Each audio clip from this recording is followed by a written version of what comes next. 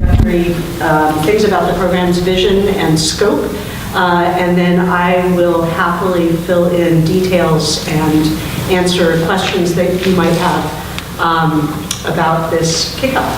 So, great, thank you, Amy. So it's great to see you all here. This is an exciting moment for us to begin thinking about this program that we have been imagining, talking about, and are now finally building, which I think is going to be a program that makes a real difference and is likely to be recognized as a leader pretty early on.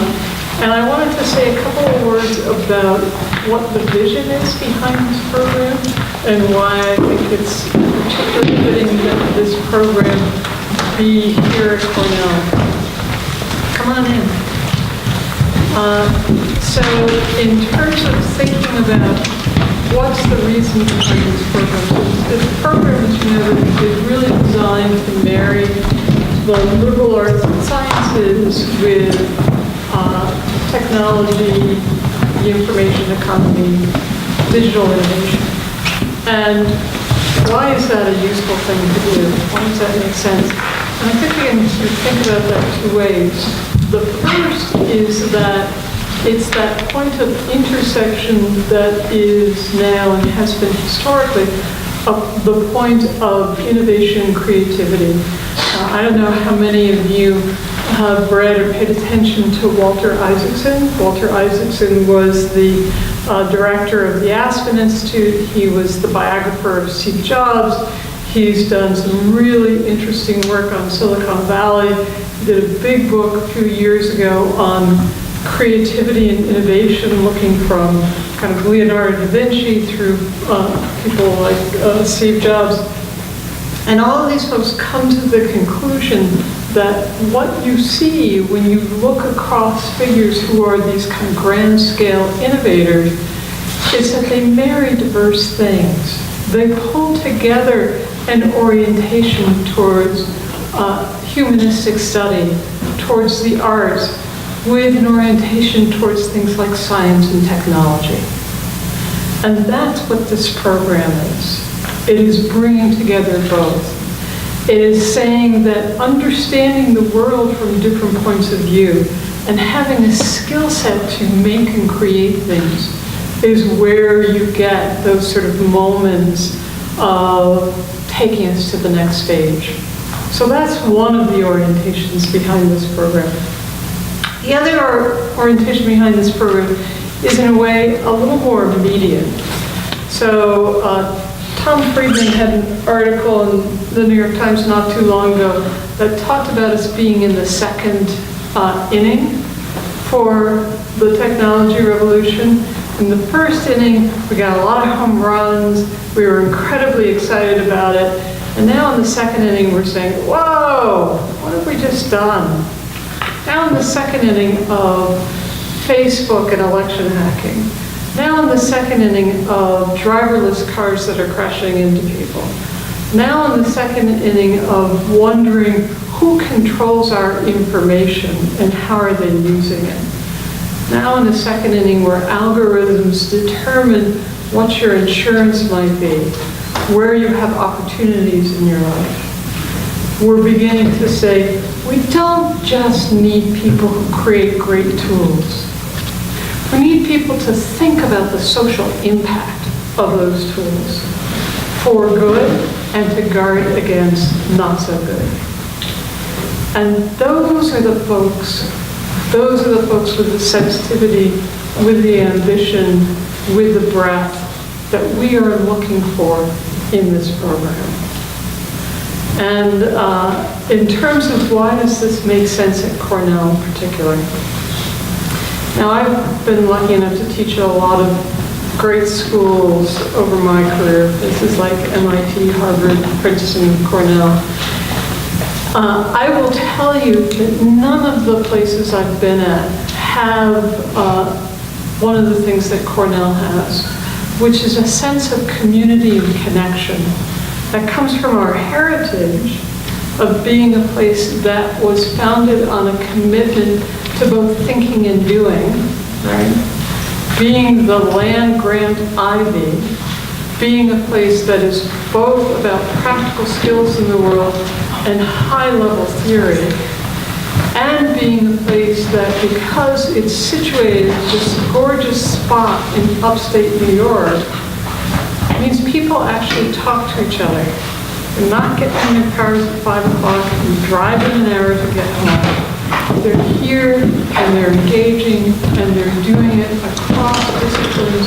They're doing it among the students, between the students and the faculty. And it's that part of Cornell that has historically been so valuable and important to a lot of the great both teachers and alums we've had, people like Carl Sagan or Ruth Bader Ginsburg or Toni Morrison or Vladimir Nabokov. And it's that kind of orientation that we still see so strongly here in the faculty and our students today. So I believe that it makes perfect sense that this program would be launching here. And I think it will be an incredibly exciting opportunity for you all. Great. Thank you so much. So I didn't introduce myself. I'm Amy Viera. I'm the director of the program. I'm also a faculty member here in this Department of Performing and Media Arts. Come on in. Come on in. Please come. And I also want to just introduce Jeremy Braddock, who's one of the faculty fellows for the program, who's in the English department, associate professor in English, who works on modernism broadly understood. You may want to say a few things about that. So what I had hoped to do in this very, very brief period of time is just give you an overview of what we're doing in terms of launching this program, about our thinking about the curriculum and expectations about the curriculum, and then answer whatever questions you may have. So you will be the first students in the Milstein Program, should you choose to pursue that.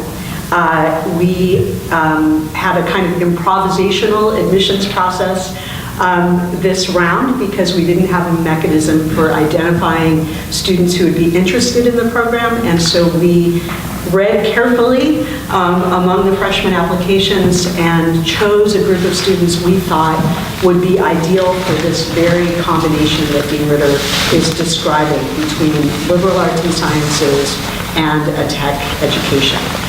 Some of you wrote about those things in your essays. Some of you sort of indicated that you were STEM people with passions elsewhere, or humanists with passions for coding, or whatever those combinations were. We tried to glean them from your applications, and then invited a group of you to come today, and a group who aren't able to come today to attend a webinar later in the week where we'll do the same thing and answer some questions.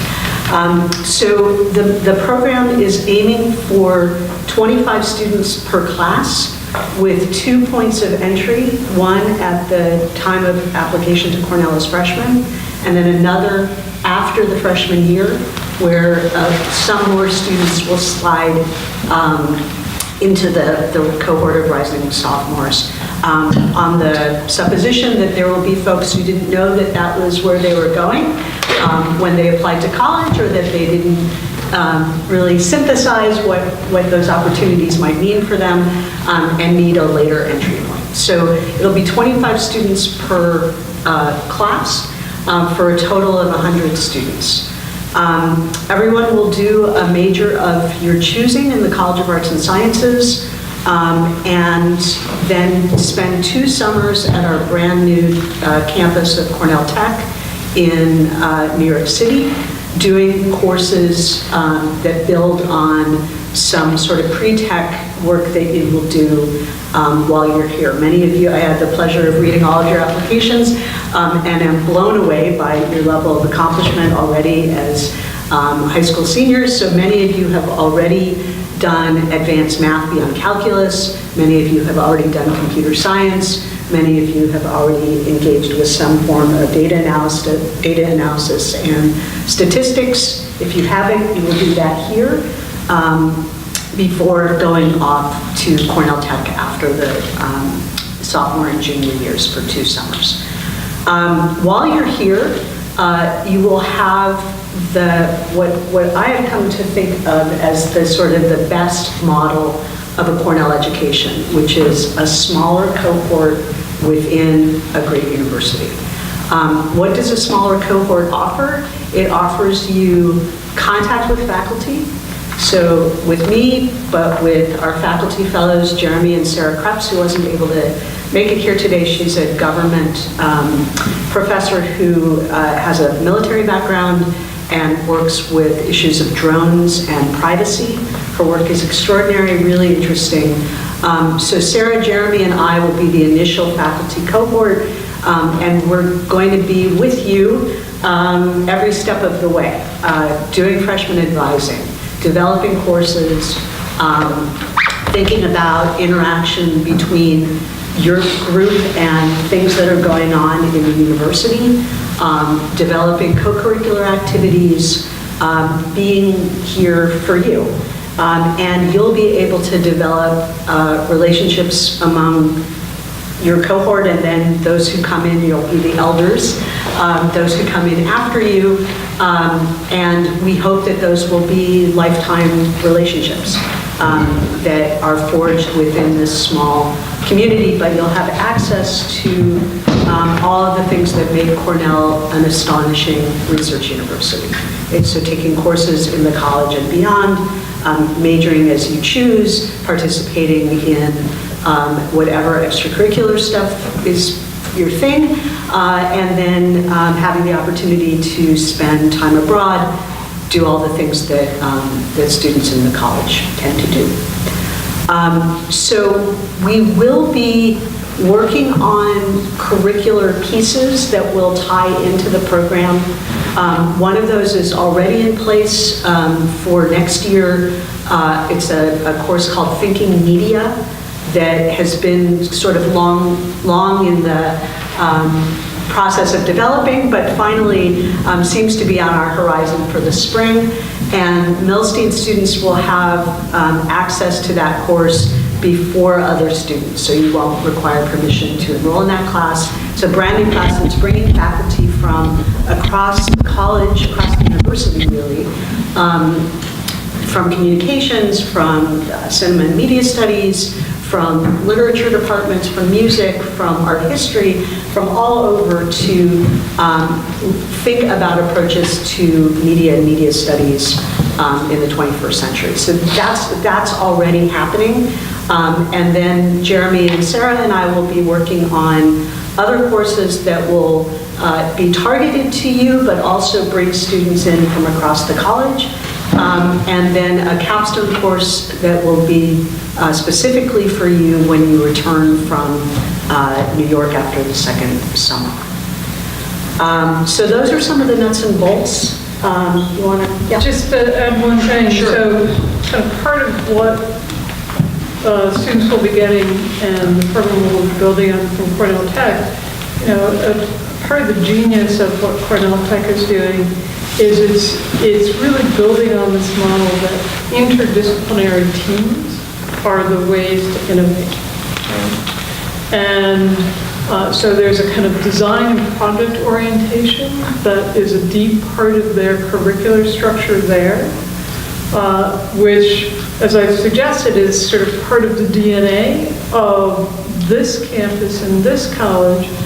They're really bringing it to how do you take that set of interdisciplinary orientations? How do you work with people who may be specialized a bit differently than you and create a project out of it that will do something significant? Start a nonprofit, start a new company, have some sort of an intervention, if you will, in the world that makes a difference. And so you will have the opportunity to begin to develop and prototype that kind of a project. The other thing maybe to say about Cornell Tech is that it is a graduate campus, and the faculty I've talked to so far, I'm going to go learn more from them next week, but they are so excited about teaching undergraduates. They are thrilled to have the opportunity to build those kinds of partnerships at this level of education. And that's very exciting to me.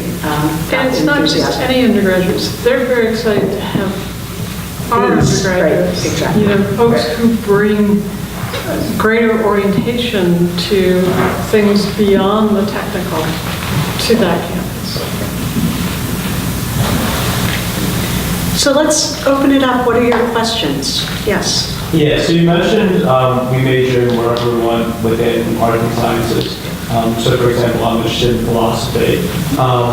But beyond that, so we're taking computer science courses and stuff. Do we walk away with any sort of certification regarding computer science skills, a minor or something like that, beyond just the humanities major that I'd be interested in? You can minor in computer science if you choose to do so. You will be, and you will be able to list on your resume, if you will, that you've been a Milstein Fellow, which our goal is that that should be a credential that carries a lot of weight in life. Yes? It's such a generous gift from the Milstein family, and so exciting that this is an inaugural year. How are they thinking about what good looks like? I would imagine there's a great expectation from the students and from the program. I just wonder if you could say, if you look back or they look back, what would a successful outcome be? I think a successful outcome will be people go on into the world to do significant things. I think for them, they really believe that this is a way to help to attract the best and the brightest, that they think we already do that, but to kind of mark that at a higher level.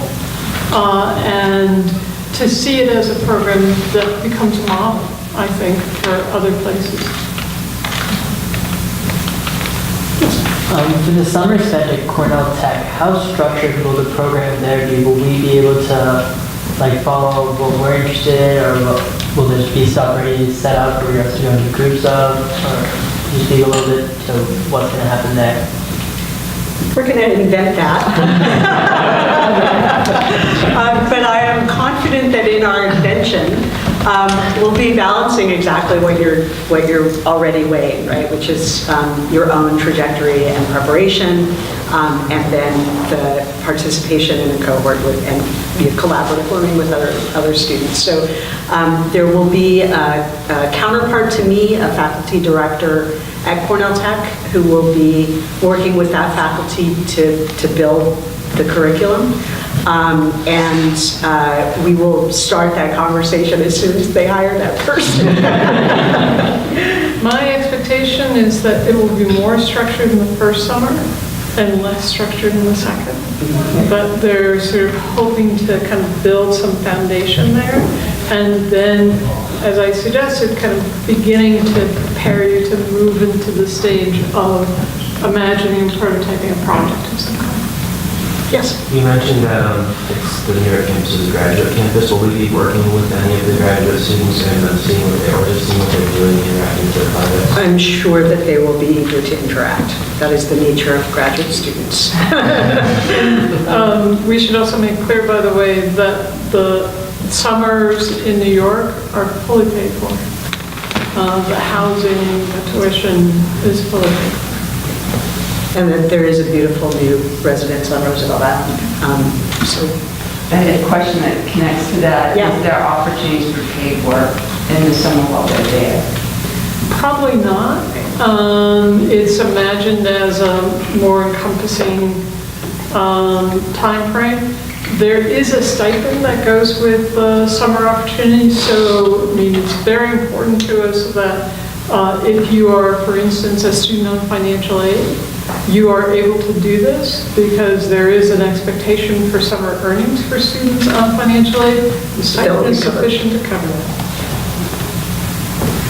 In terms of non-paid work, I had seen internships mentioned in previous publications about as an opportunity for the summer. Is that still available, and will there be sort of people or opportunities to help facilitate Milstein students in internships during the summer? absolutely, yeah. So the the Milsteins themselves are very eager to have that be part of what you're able to do. And there's also a spectacular infrastructure here in the college for internship opportunities really all over the place.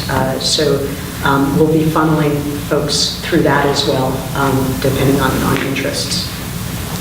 Yeah. You mentioned a capstone course. What exactly is that? So we're, again, going to invent it, and thank goodness we have 3 years until we're going to have to teach you your senior years.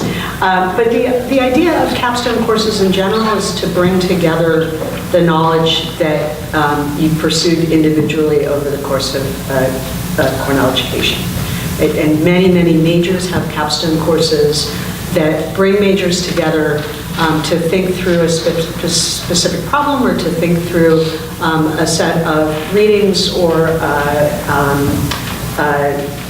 problem in the world, and to tackle that as a group. So because you're all going to be doing different majors, but spending time together at Cornell Tech, you're going to have very different experiences and ideas.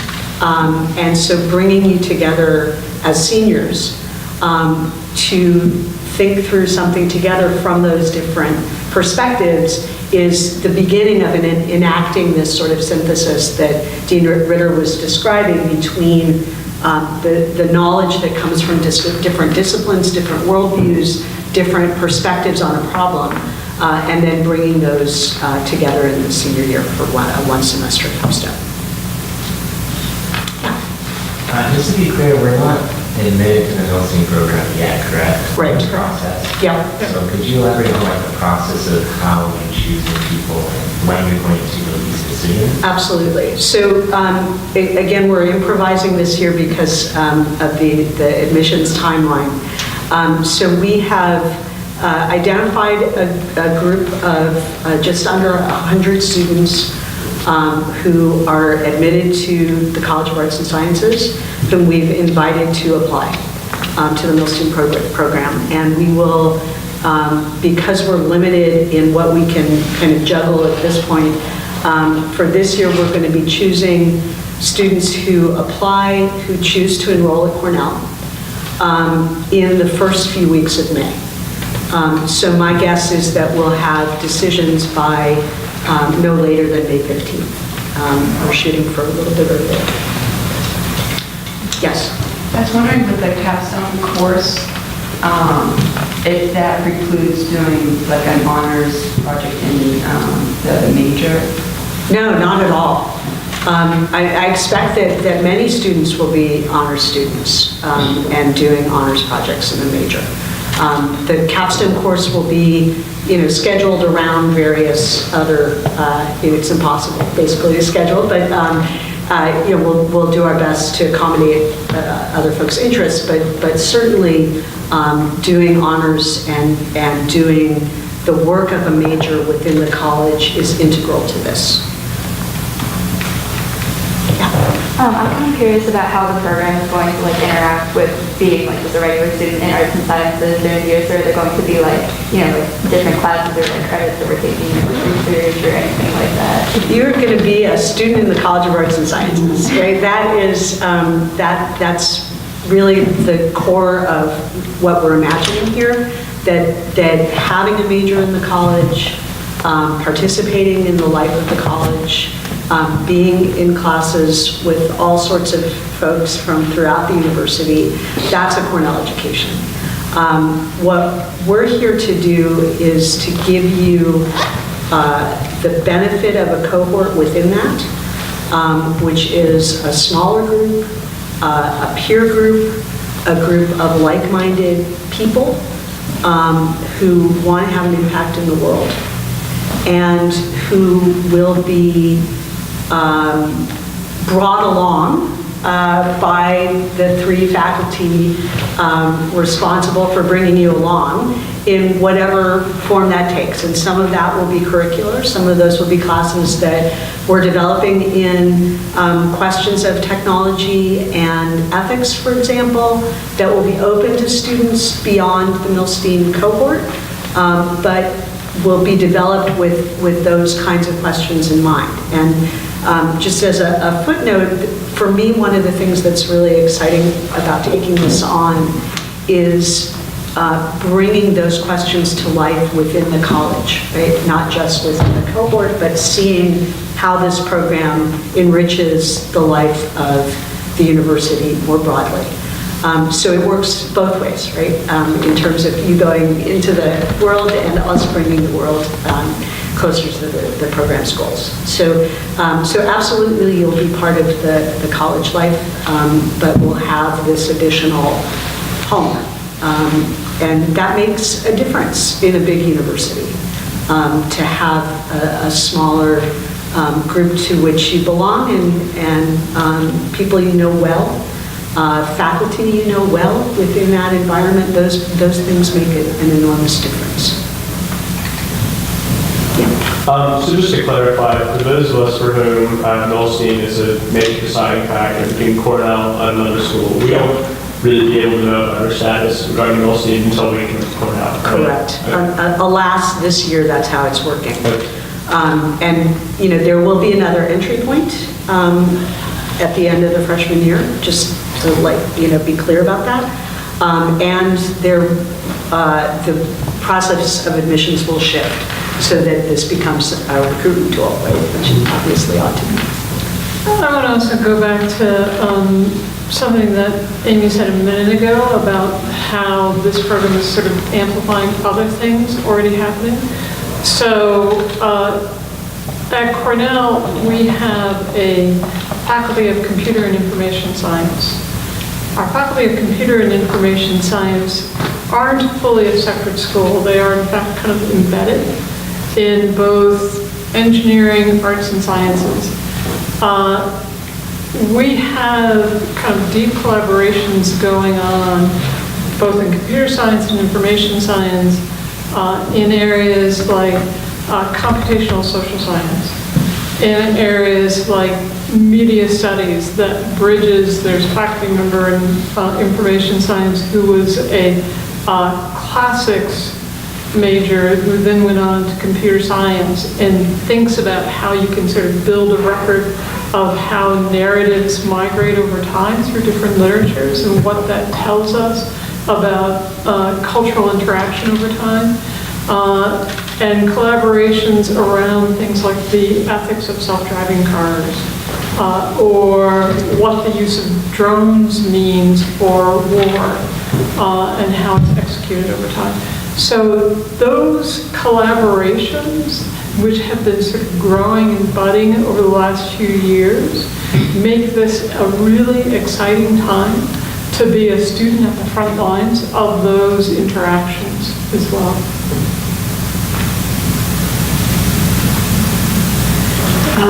In order to take advantage of the courses that are offered in the summer at Cornell Tech, would it be recommended to take certain classes here, like if you haven't taken data science, statistics, advanced math? Yes. Yeah, it's going to be, all of that will be kind of worked through with the students. So both here and at Cornell Tech, there will be a commitment to ensuring that people have a basic foundation and the things that they need to be able to be tech savvy, if you will, and to then build on that foundation in different directions. So you may actually end up taking a couple of these classes at Cornell Tech,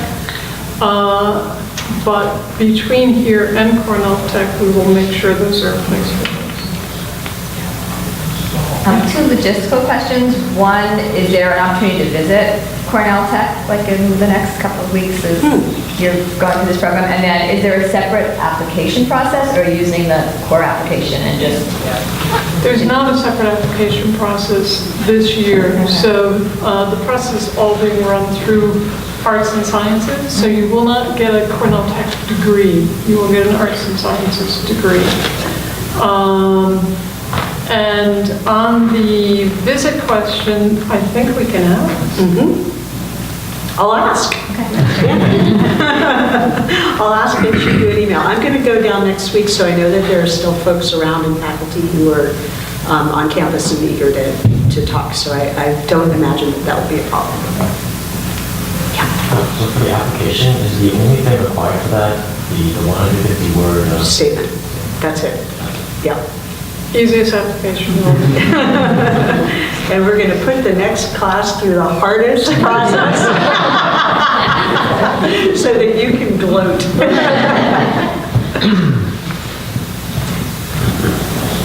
Any other? Yes.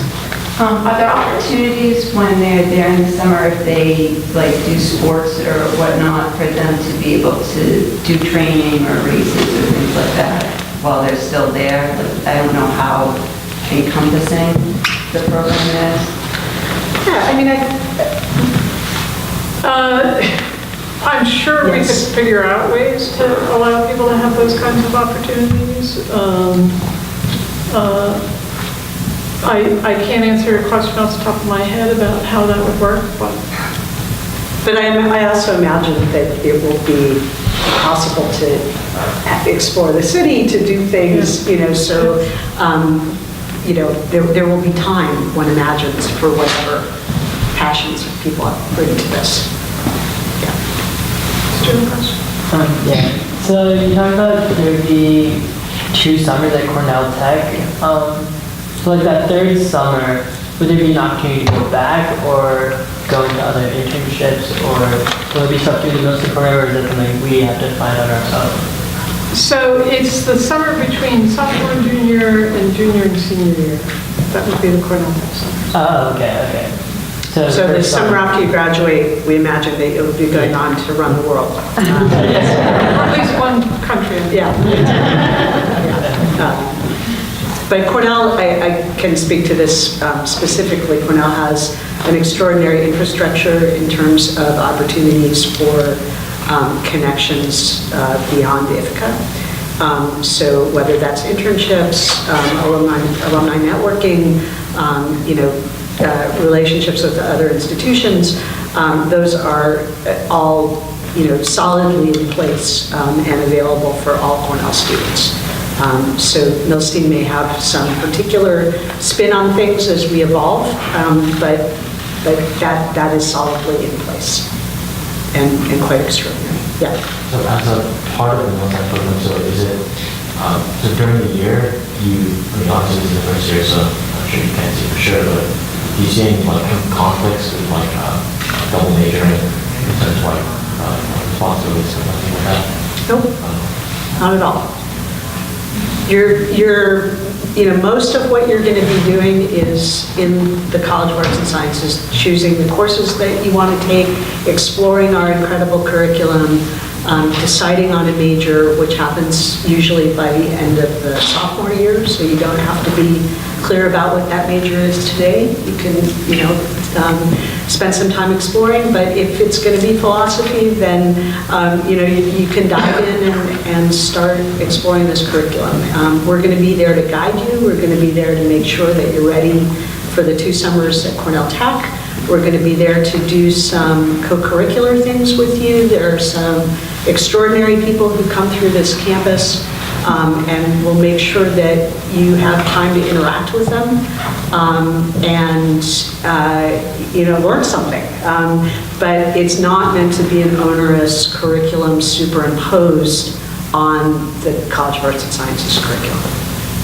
I'm guessing you might think of it as the equivalent of doing a minor, right? So, thinking about it as an overlay that's at that sort of level, where there are particular classes we'll expect you to take, where we'll be working with you on developing a project. But all of that are things you can dovetail into the curricular work you're doing. So the students, I guess you were saying that the summer program is between the 2nd and 3rd and the 3rd and 4th, Yep. right? So but they start doing a lot of the special program or whatever their courses are in freshman year itself, and then, but we were just at the arts and sciences, I guess, Q&A session, and they said that they want most freshmen to go home in that first summer, basically. I don't know why. Was there some deliberate thinking around that? Some freshmen go home, some do not. it will be up to you all, and we'll be on hand to kind of advise on what you do after the first year. But part of the reason to not have the first Cornell Tech summer to be until after the sophomore year is, remember, we have 2 entry points, right? So you will be having different students entering the cohort in the early part of the sophomore year, right? And we also want people to have a little more of a foundation, a little more of a kind of imagination of some of the things they want to do before we take them down to the So it's probably, one more, yes. Yeah, given that companies are increasingly hiring from their junior year summer interns, how do you see the Milstein Program working with the Career Center and students to plan postgraduate careers? So the experiences that you will have will include experiences that will expose you to companies in the summer. And if you take a look at what's happening at Cornell Tech, their graduates are doing incredibly well. These are obviously master's students, but the combination of a broad education, a technology-specific skill set, and an orientation to how one does things in the world will be, we think, a huge advantage and step up for your post-college life.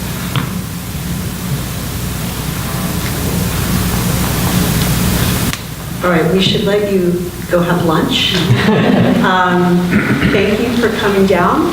We're delighted to meet you, to see you. We'll hang out if you have questions. Jeremy will hang out for a few if you have questions. For him, please come introduce yourselves, and hope to see you in the fall. Thanks.